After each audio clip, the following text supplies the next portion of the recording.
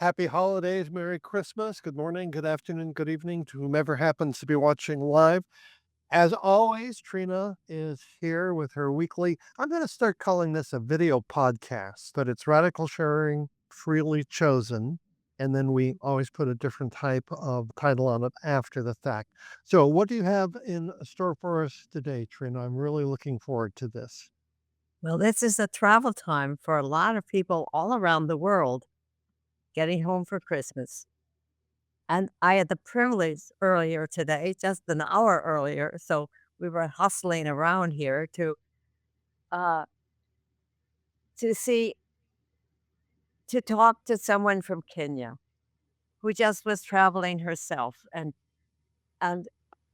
what was supposed to take 9 hours for her to go from the capital to the village where she grew up and where her parents are, and her mother was farming and raising food and all.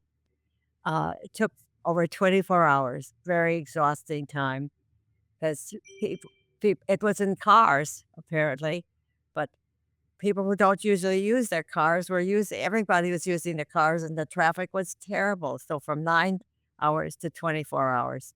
So she talked about that and about that trip, and then her mother had food ready for her, and how they went to church and then danced and celebrated at home, and they only went at night, like, it's for a very short time because there's no security in the village, and then they had their mass as Catholics in the morning at 9 and then had a long mass and then celebrated during the day with friends and family.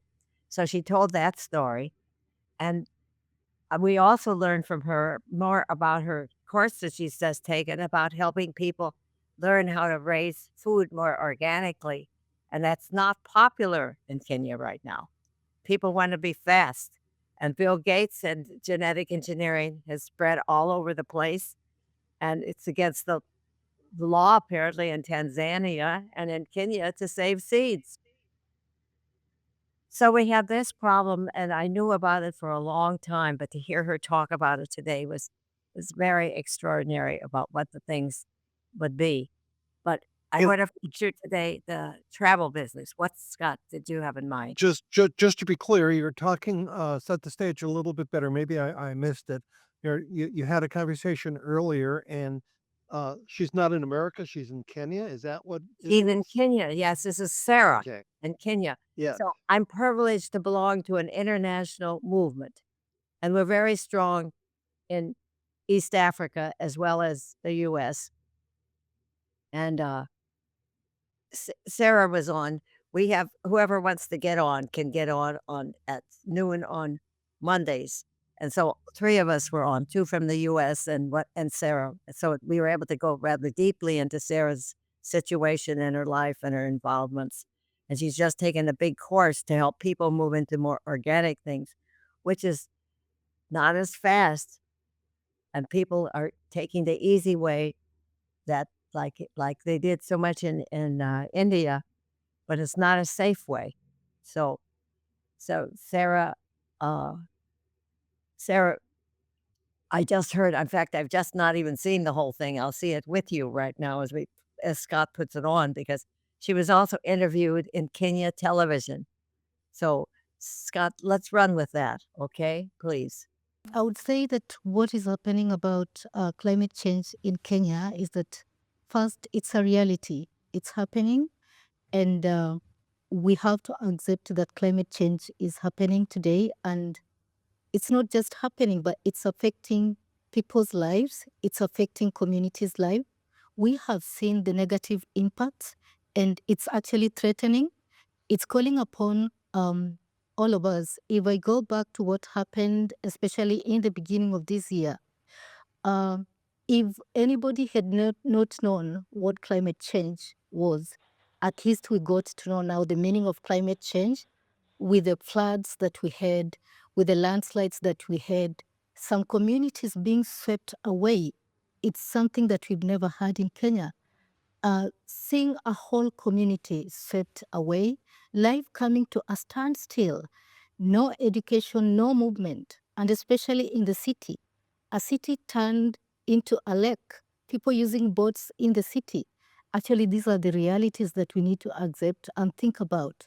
And so we cannot continue sitting in our comfortable places and saying that um, there is climate change happening in the world. It's now climate change happening in our communities. It is affecting us directly, and we cannot deny it. So we have to wake up and do something. Yeah. Yeah. Yeah. Some would say that our preparedness really sometimes is wanting. What's your take on that? Yeah, I would agree with whoever is saying that. Yeah. Because we saw that we waited until it happened. Yet we had actually heard what was happening in our neighboring countries. Climate change knowledge has been there, and we've heard about it from other countries that have been affected. So, and we have also attended forums and trainings outside this country on climate change. So that one alone would have actually called us to prepare ourselves and secure maybe some situations. But we are very slow. I will say we are very slow in doing things. And I would say again that climate change doesn't allow us to go with that pace. If we go with that pace, we are going to lose the whole country. So we need to look at our infrastructures, look at these communities that are marginalized, those ones who are affected, and do something about it before it's late. Because most of the time we are used to waiting until people die, waiting until there is anger, waiting until people are sick. That is when we take the action. But I think at this moment, we should have learned, we should learn if we haven't learned, make decisions that will save the situation in future. And this will only happen if everybody takes the responsibility. It's not about one person or one organization or the government. All of us are actually responsible. Every action that we take wherever we are makes an impact.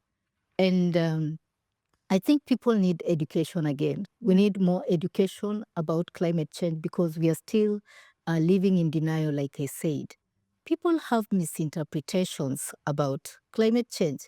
You see, a whole village has been swept away, but people still want to misinterpret it in their own way. So I think we also need this knowledge and the education. We need a collaborative and a togetherness responsibility for us to do these things. Otherwise, I'm afraid that even the generation that is coming might not have a world to live in. I'm afraid that we are preparing our our kids for professional development. We are preparing them with talents. We are preparing them to grow up and live. But where are they going to live? Are we preparing the world for them to live in? Where is that physical world that they're going to live in? Is it there? Is it still going to exist? That is my worry. Yeah. I think it's wonderful to have this reach across the world like this represents, and to have her here as we think about this travel of the people and this migration issue and people through drought and other reasons. So many of times it's the climate that's making people move. And we know that Jesus was not born on December 25th. Nobody is claiming that. We celebrate it because it's the beginning now of light coming again. Like today is a little bit longer than yesterday was. The solstice on the 22nd of December in this hemisphere. So, but if we want to think back to that imaginary moments when when Mary and Joseph were traveling to Bethlehem because they had to register under the Romans in the towns where the male of the family came from, and they were on their way. And they ended up because there was no room in the inn in a stable. And that's where Jesus was born. So it is a traveling time, even then, that nativity story has this traveling time in it. And so we have here In the background, I have my Mary with the baby in her arms. We are now very close to Christmas, and this is part of my big nativity set.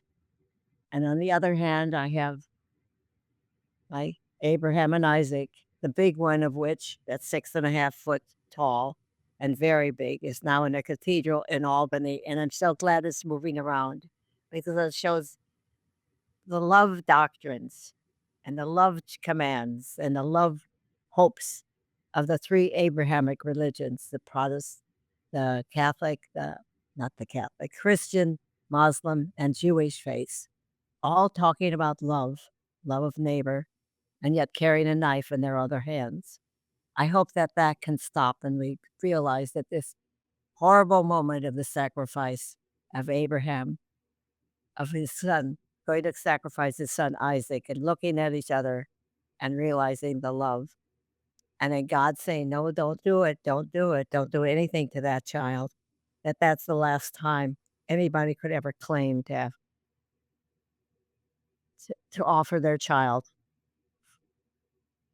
as the will of God. And yet we still send our children off to war. We still believe in war and killing.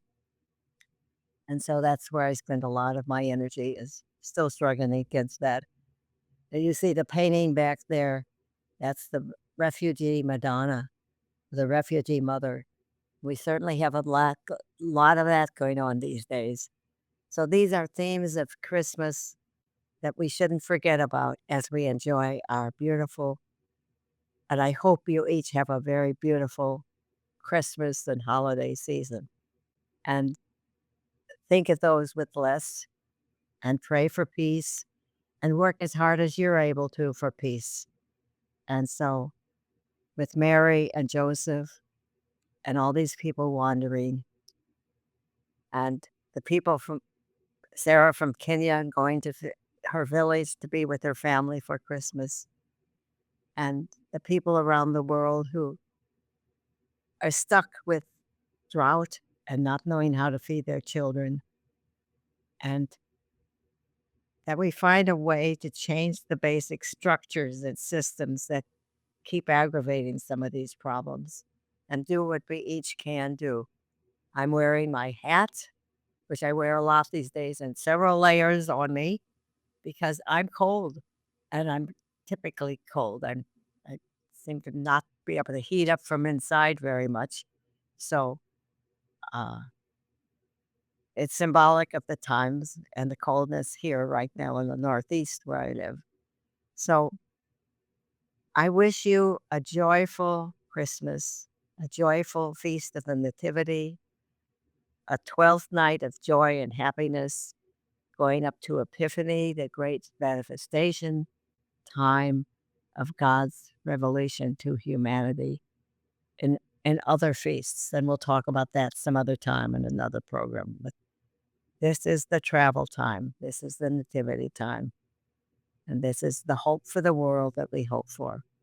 And I hope for each of you, and thank you for watching. Blessings on you. God bless you. And Happy New Year.